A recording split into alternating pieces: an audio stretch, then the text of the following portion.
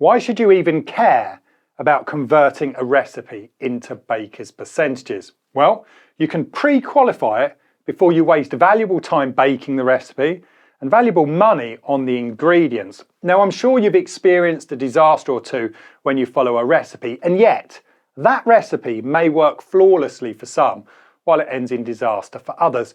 And that's because there's such a vast difference in our climate, the flour we use, the other ingredients, and of course our skill level. It's impossible for one recipe to be kind of flexible enough to work for everybody. But if you use this method, you can uncover all of the flaws without wasting any time or money. So this is the recipe that we're going to reverse engineer. And as you can see, we are starting with a super simple formula. If you want me to break down more complicated recipes in future videos, just let me know in the comments section below. So, is this recipe really bulletproof, or is it waiting to kind of beat you into submission? When we look at a recipe that's laid out in this manner, it's just numbers. There are no clues about what's going on. If you don't believe me, then see if you can answer these simple questions just by looking at the recipe. Will the dough fit your basket? Is the hydration dialed in for your flour, or are you going to end up with some kind of sticky dough? Is the salt content well balanced? Will it suit your taste? And how long will the fermentation process take?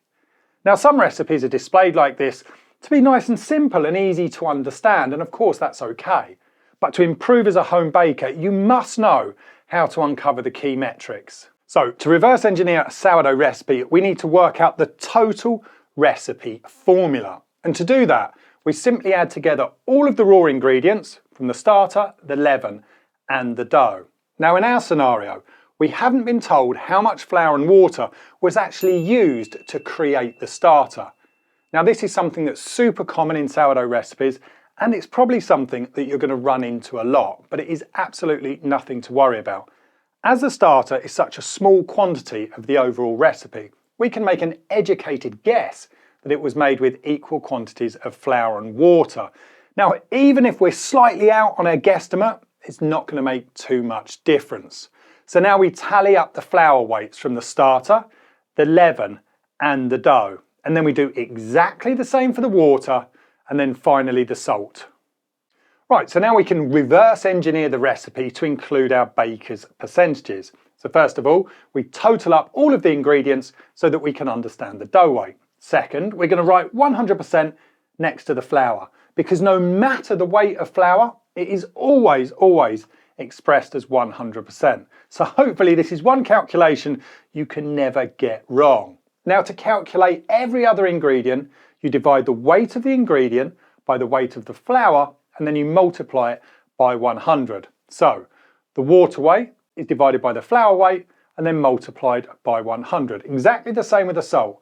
The salt is divided by the flour weight and then that's multiplied by 100. And now you can start to see these key metrics coming together, but we can actually dive even deeper and uncover more clues. Okie dokie, let's do exactly the same for our leaven. Now the flour, the water and the starter, they all weigh 20 grams each. So if the flour is 100% and all of the other ingredients weigh exactly the same, they must also be 100%. Now, if we take the leaven weight, we divide it by the flour weight that's over in the total formula, and then we multiply it by 100. We now know the percentage of leaven that was used to inoculate the dough, and we reverse engineer our starter in exactly the same way. Okay, so the more you bake and the more you use baker's percentages, the better you're going to understand how the metrics correspond to your baking. So how do I put all of this information to good use? Well, because I've sized my proving basket properly, I know that 800 grams of dough is going to fill this perfectly. Now this recipe produces a dough that's way too big, and if I try to prove it in this basket, it's going to fill it before it's properly proved. Now, I know that my standard bread flour will cope well with a hydration range of 65% all the way through to 78%. So this recipe is really going to push those boundaries, especially if I'm working in a warm climate. Now, to balance sourdough easily within my schedule, I need to get the dough fermented, proved, and then tucked away in the fridge by 3 o'clock in the afternoon. Now this recipe only uses 9% leaven. In my current climate, this would take hours to bulk ferment properly and would be best suited to an all-day or an overnight process. Now, when I make my leaven, I only use 10% of sourdough starter, so that leaven ferments all the way through the night and it's ready for me to use the next morning. This recipe uses 100%, meaning it's going to over-ferment if I left it out for that long. And lastly, the salt. I know that in a straight dough like this, 2% works perfectly for my taste. In this recipe, we use 2.4%, and that's undoubtedly way too much for my taste.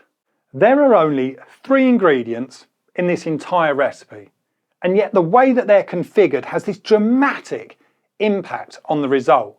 Now, understanding how to uncover and use these metrics is going to help you improve by leaps and bounds. But like anything, it takes time and it takes practice. As you continue to bake, keep notes, write down what percentages work for you so that you can understand how these metrics affect your baking. Then you can quickly and easily design your own recipes that are tailored to your specific flavour, textural and nutritional profiles. You can dial the recipe in to suit your preferences and no one else's. Jump over to this video here so I can show you how to create a super simple sourdough recipe using metrics just like this. Stay tuned and I'll see you over there.